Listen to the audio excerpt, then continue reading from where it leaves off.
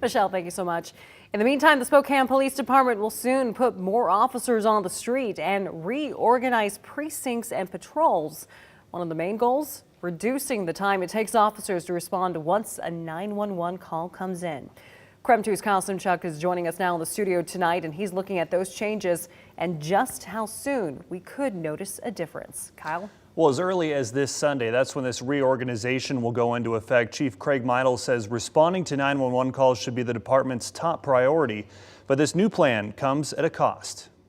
Maybe it's happened to you. You call Crime Check or 911 to report a crime or suspicious activity, and it takes an hour for an officer to show up, or police don't come at all.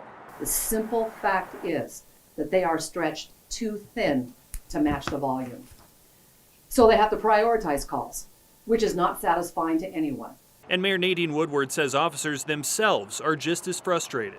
They have conveyed to me that they feel they are letting their community down when they aren't able to provide the level of service that our community expects. In 2022, there were more than 238,000 calls for service, a 6% increase. The Spokane Police Department was only able to respond to 99,739 of those actual calls. Chief Craig Meidl hopes a new plan developed by officers themselves will cut down on response times, boost morale, and reduce overtime.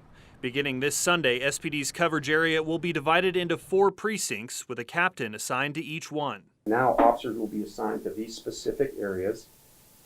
They will each have their own individual captain, and that captain will be addressing issues that are occurring in that neighborhood.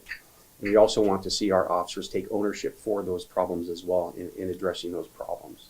On any given day, there's about 115 men and women on patrol. Beginning Sunday, that number will go up to 145 officers. This implementation does come at a cost. SPD has to work with the resources they have. That means all neighborhood resource officers and some working the traffic unit will be reassigned to patrol.